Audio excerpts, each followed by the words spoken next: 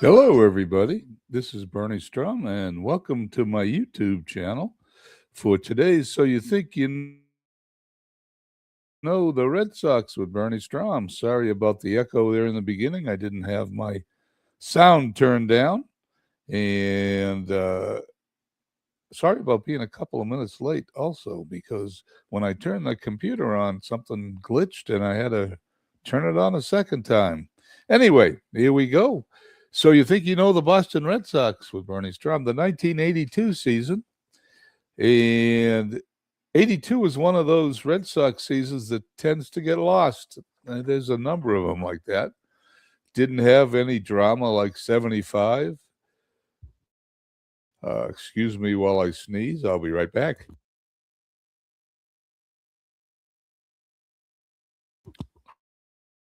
Everything's going wrong today if it could go wrong. Anyway, the sound, I had the echo to begin the show. Actually, first off, the computer wouldn't start properly. Then I had the echo, and now I'm sneezing. Anyway, now you know why the show's live. 1982 wasn't as exciting as 75, 78. Wasn't even as exciting as 86, but 86 had something to do with this 82 season, and we're going to get to that. But the 82 team was pretty good. They won 89 games, lost 73. I was living in California. I had started my own business, so once again, I had no visits to Fenway Park in 1982. And I did watch them on the satellite dish I had installed when I moved to California, and I watched as many games as I could, but it's really not like being there. As I take a sip of coffee, hope everyone's enjoying their Sunday morning. The 82 Sox won 89 games, lost 73, finished third in the American League East, 6 games behind Milwaukee. Baltimore finished second. They were only 1 game behind Milwaukee. But for a large part of the summer, Boston was very much in the race. And 1982 is important for one other reason. It was the beginning of the team that will eventually end up in the 1986 World Series. In 1982, a 24-year-old rookie by the name of Wade Boggs arrived in Boston, and before the season was over, everyone noticed that he was something special. And so as we go back to 1982, let's take a look at the team a little bit. Ralph Houk was the manager. Haywood Sullivan was the general manager.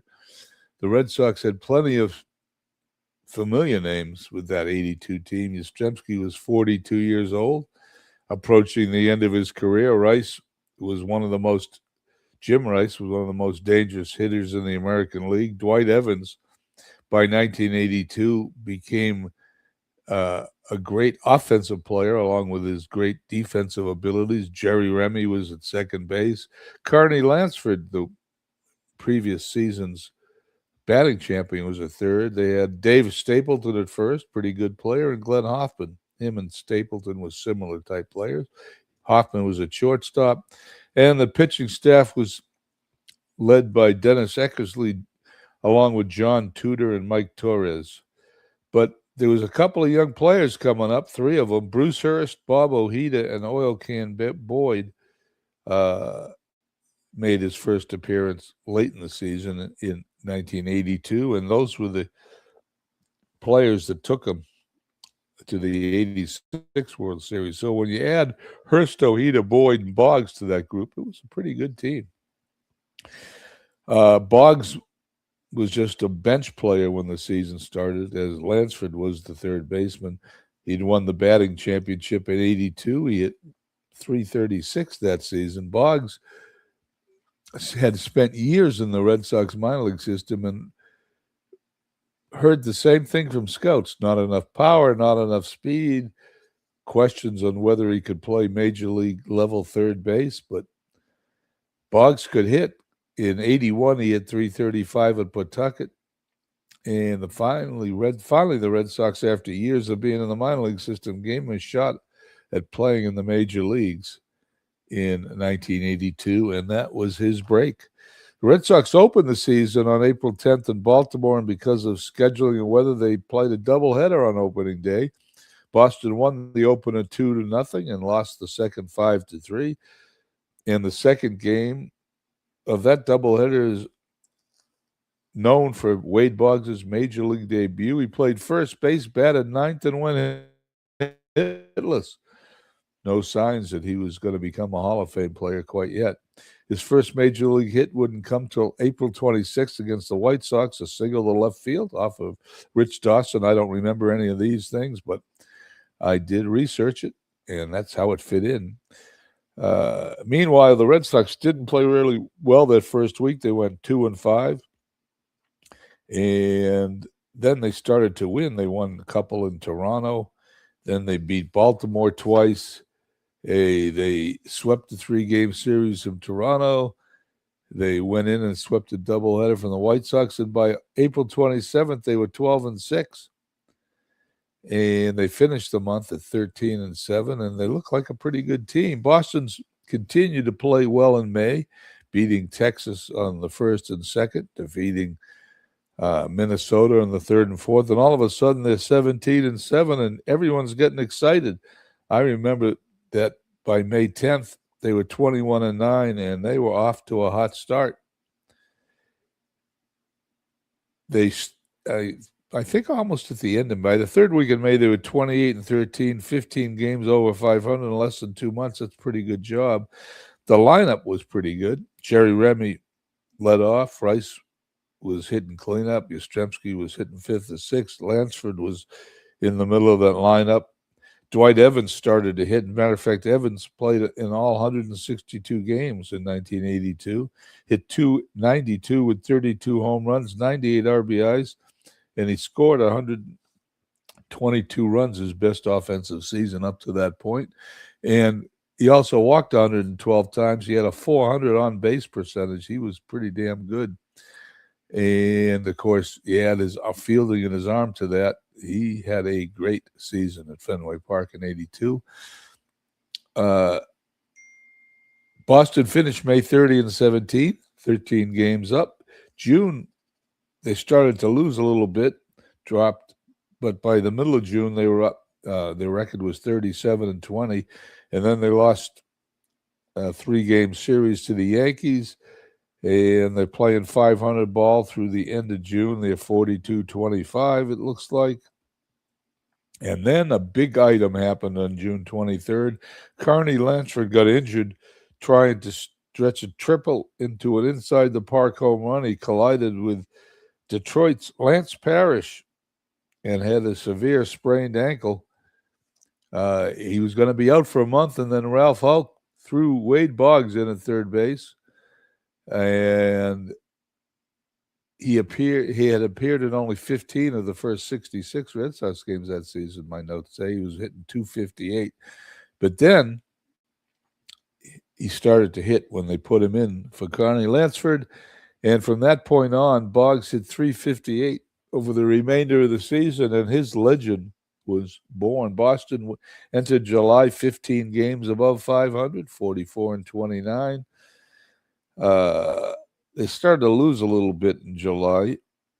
They lost a series to the Milwaukee Brewers. Brewers were really good in those years. Robin Yount, Paul Molitor, a couple of guys they got from the Red Sox, Cecil Cooper and Ben Ogilvy, along with Gorman Thomas. And they had Ted Simmons in that season, as he was done with the St. Louis Cardinals. Milwaukee could score runs in bunches, and of course Baltimore was also a good team with Earl Weaver at the helm. And although Boston was competitive, they ended July only 50. They were playing 500 ball. They were 58-43. They were poised to make a run, and they did a little bit. Lansford came back, finished the season in 1982, hitting .301. But he did not remain with Boston very much longer. They're going to trade him at the end of the year because of Wade Boggs. August was not a good month for Boston. They started to lose at the end of July, and that's when they had their August swoon. And they were only, by August 11th, after a losing streak, they were 61-51. So they were solidly in the middle of the pack. They were no longer fighting for first. And then all of a sudden, the end of August, they turned it around and they finished up ending August at 73-58, the same 15 games under. So they made a little comeback. 31 games left. They had a chance entering September. Boston September they started to win again. Their record was 77-59, 18 games above 500. Milwaukee was in first, Baltimore in second, Red Sox were in third, but they were only 3 games out with 26 games remaining, and they started to lose again. Streaky team, and after between September 7th and 17th, my notes say Boston went from 77-59 to 80-67. It was all over, but the yelling, Baltimore was winning, Milwaukee was winning, and over the final month, Baltimore actually went 22-10, and Boston played essentially 500 ball during that stretch. They entered the end of the season. They had one last shot. They could have come closer if they swept Milwaukee, but they did not. And they finished third with that record I had mentioned earlier, which was, as I go back and check the notes, 89-73, good for third place. Milwaukee won the division 95-67. Baltimore was 94-68. Boston finished 6 games out, respectable, but it wasn't enough to win. If you look at the team and you look at the numbers, the Red Sox hit 274 as a team, 1,500 hits, 750 runs. Dwight Evans hit 292 with 32 home runs. Rice hit 309 with 24 home runs and 97 RBIs. Lansford hit 301. Remy hit 280. Stapleton, respectable season, 264 with 14 home runs. And the 42-year-old Yastrzemski still hit 275, 16 home runs, 72 runs batted in. Pretty good for a guy at the end of his career. He was still contributing. But the highlight of the season was Wade Boggs. Wade Boggs played 104 games, had 338 at-bats, 118 hits, batted .349, an on-pace percentage of .406. He finished third in the Rookie of the Year voting to 2 really good players, Cal Ripken and Ken Herbick. And Boston had discovered their superstar in Wade Boggs in '83, which we'll cover next week. He hit .361 and win his batting championship. I can't finish talking about '82 without talking about the pitching a little bit as we hit the 15-minute mark almost. Pitching was not great for the Red Sox. They finished with a .403 team ERA. Eckersley was only 13-13 with a .373 ERA. He did pitch 224 innings. Tudor was 13-10 with a .363. Torres was 9-9. So essentially, they were a 500 team, and their best pitchers were 500. Bruce Hurst was a young player, still trying to find his way. He will become a star in this league. He was only 3-7. Mark Clear was probably the best pitcher on the team. He pitched out of the bullpen. Can you believe this? 14-9 out of the bullpen. 3.0 ERA with 14 saves. Stanley was 12-7, so the bullpen is what saved this team, as Stanley had a 3.10 ERA, and he had 14 saves. Bergmeyer had a surprisingly good year. Tom Bergmeyer was 7-0, 2.29 ERA, and Stanley threw an incredible 168 innings out of the bullpen without starting a game.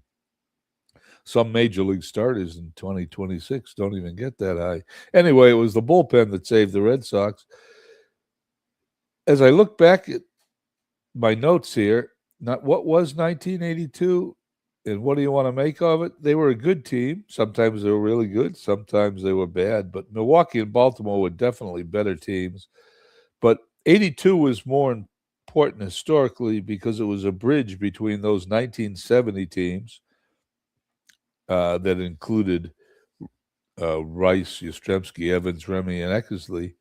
And now the players arrived that were going to take him to the 86 World Series. Boggs, Hurst, Ojeda, Boyd, Gedman, the basis of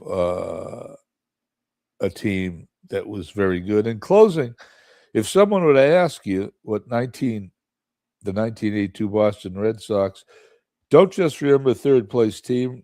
You can remember Dwight Evans having one of his finest seasons of his career, Rice hitting over 300, a 42-year-old Yastrzemski still producing. Boston was only 3 games out of first place in early September. They had a disappointing stretch ride, but most of all, you got to remember the arrival of Wade Boggs, who hit 349. And the Red Sox finished 89-73. No postseason, no championship, but the changing of the guard had begun at Fenway Park, and sometimes the importance of a season isn't what happens in October. Sometimes it's discovering the players who are going to help you define the franchise for the next decade. Anyway, I'm Bernie Stroum, and this has been another edition of So You Think You Know the Red Sox, 1982. Join me next week as we move to 1983 and continue our season-by-season journey through Boston Red Sox history. I hope everyone has a wonderful Sunday, and in exactly 42 minutes, I am going to pop on, as I'll put this on the screen, episode 49 of my Boston Red Sox historical tournament. We are in the Game 5, 2017 Red Sox lead 3-1 against the 23 Boston Red Sox. 23 had a gutsy game yesterday. Today, they're going to see if they can extend the series one more game. I want to hope to see you there. I want to thank you for stopping by, and we will catch you all at 9 o'clock if you're coming back. If not, we'll catch you later in the week. Have a good Sunday, everybody.